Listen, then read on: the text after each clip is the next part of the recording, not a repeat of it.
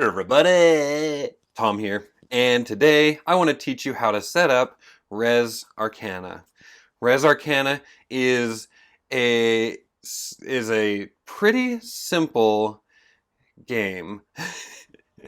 People have been comparing it to Splendor, and I say no way. So I don't know. It's an engine building game. This is like a really core-ish engine building game. So we're going to go ahead and take off the lid here. Now, first things first, I usually give a brief mention about the rulebook, and I will say, I don't know what it is. In theory, this game is very simple, but I really struggled through this rulebook. I felt like things were just kind of put in weird places. It was hard to find information I wanted to find. I mean, I got the gist as I read through the rulebook, but then if I had a question, finding the information was very frustrating. So yeah, so on the rulebook. Maybe my video will help, or maybe it won't. We'll see.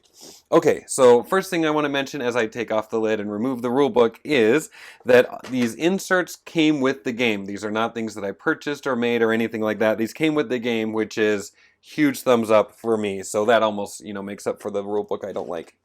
First thing we're going to have is a whole bunch of elements here. I'm going to take that out and we can just keep them in here. And thank you so much for providing this lid. Oh my gosh. I love that inserts are becoming a thing, but specifically lids on inserts are my dream. So first thing is we're going to go ahead and take out the elements that we use in this game, and I'm going to put it up there. Next up, what we have is we have a round summary. This is a nice thick cardboard thing, but also a setup summary. So I'm going to be kind of following this as we go along, more or less, but I'm going to also try to just do this as I naturally would. So in this setup thing, the first thing it says is we need to set out the places of power, and for our first game, use the yellow sides. Here's what that means. There are 5 equally the same size as this thing. These cards here, places of power, that's what it looks like. On one side, there's a yellow icon. On the other side, there's a blue icon. I'm going to just stick with the yellow icons for now. I have played this game 3 times now, and I still really struggle to strategize. So I kind of want to play with things I'm familiar with, but otherwise you would just randomly choose yellow or blue for each of these places of powers as you put them out, and they would stay that side up for the entirety of the game. So we're just going to go ahead and for this game, keep the yellow side up as I continue to learn my strategies. So yeah, there's that. Next thing it says, set out 2 monuments. So let's talk about what the monuments are. The regular sized cards, there are 3 different piles of that. There are artifact cards, that's the biggest part of that deck. There are mage cards. There are monument cards. And there are player aids. So these are like icon guides. There are 4 cards, 1 for each player in a 4-player game. But where I'm playing with 2 players and they are double-sided, I'm just going to give each player 2 of those guides. So we've got artifacts, mages, and monuments. Now remember the step said to set out 2 monuments and form a draw pile with the others. So what I'm going to do is just take these blue monument cards, give them a quick shuffle, and I think there's like 10 of these cards, something like that, maybe 9. And I'm just going to put them under here. The exact placement doesn't matter. It's just in a place where everybody has access to it. So I'm choosing right there. Okay. Next step in our setup is we're going to give 1 of each essence, including a gold, to each player. So each player is going to start out with 1 of these. And these are, oh my gosh, essences. They all have fancy names. I'm most likely just going to use them as colors. Now this thing here is not an essence. What this is these are meant to be unlimited. So if you run out of an essence, you could place 1 on here to show that it's worth 5 instead of a typical 1. So that thing can just stay in there. All right, oh, I need to give some to the red player as well. Okay, so give that over to just put it over there. All right, next up, pick a person who goes first. They get a first player token. So again, in the insert under here is a first player token. So let's take that out. And this has 2 sides. It has this normal first player. Oops, and what is wrong with me? And it has a past side. So we want to just keep this yellow side up. I'm going to give that to the blue player for now. Okay, now this is where I'm going to try to be clear. This is not my first time recording this video. I just felt like I was not clear before. All right, I'm going to deal 2 mages and 8 artifacts to each player. All right, so we're gonna do that. But I do want to say that there is a recommendation for your first game. So in the mage pile, there are 4 mages that have numbers on them. So there's a 2 and a 4 and a 1 and a 3. And so if this is your first game, you could just randomly give somebody one of those 4 cards. Sorry, one of those 4 cards. So just for kicks and giggles, let's pretend I give the blue or the red player a 2 and the blue player a 4. Okay? Then, and again, this is explained here in case I really suck at this.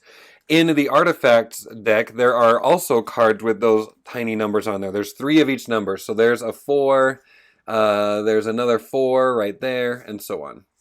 So if this is your first game, pick a mage with a number and give that person the 3 cards that match that number from this pile. So the blue player might start with this 4 and then the 3 4s from this pile. And that will be their like starting hand. And then you would give them 5 more cards at random from this pile. So if this is your first game, you would have a mage with a number. You would have a starting hand of 3 artifacts with the same number in the bottom corner. And then you would have 5 of these cards at random in a draw pile. That's if it's your first game. I'm going to not do that because I want to do it the normal rules way. And so the normal way to do this is each player starts with 2 of these. So I'm going to hand those over there. And the rest of these are going to go back in the box. And instead of getting the 3 set ones and 5 random ones, we're just going to go for 8 random ones.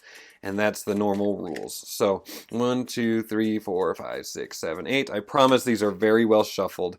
I have been shuffling them a lot. What am I at? 5, 6, 7, 8. Go over there. And all of the rest of these are going to go back in the box. Now, there's more to this coming up in just a second. I'm going to kind of skip it. And it doesn't, oh my gosh, specifically mention what is wrong with me today. It's allergies. Okay.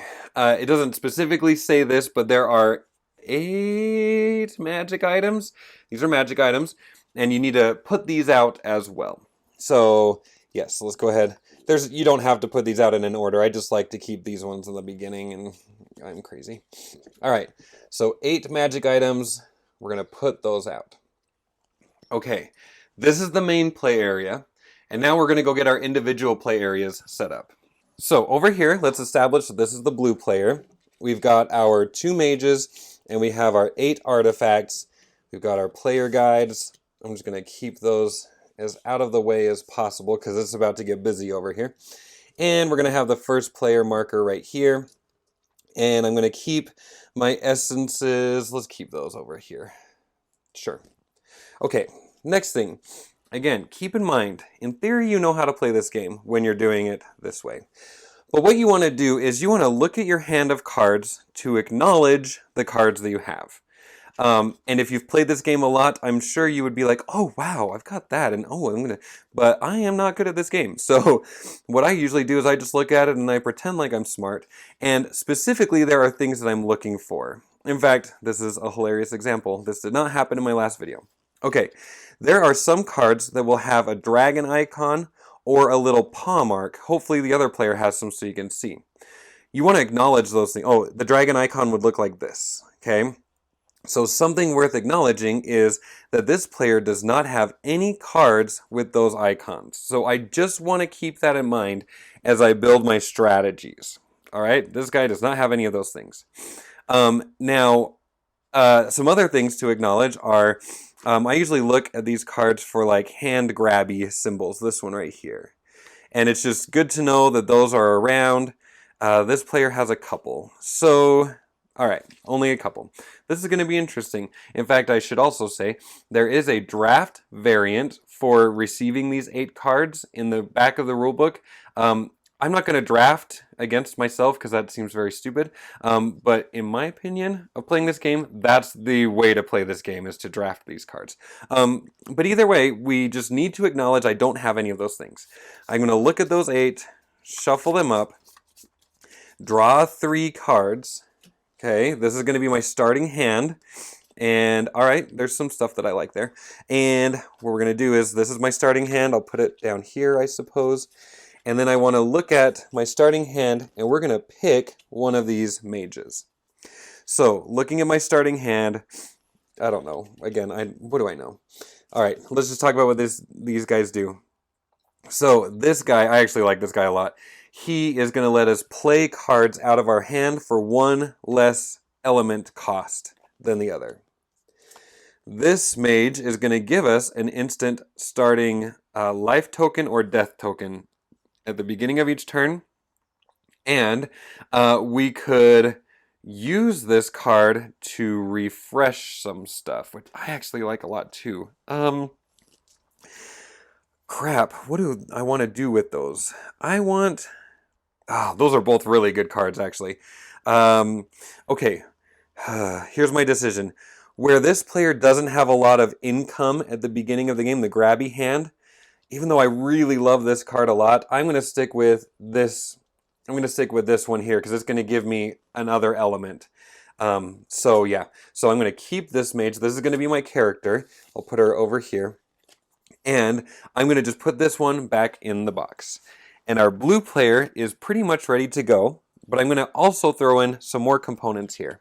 In this game requires you turning cards to exhaust them or whatever, and especially on video, I really hate doing that. It just makes things very messy and annoying. So I just grabbed a bunch of these X's from the game Magic Maze, and I'm just going to keep these on hand, and I will just mark when I can't do an action anymore.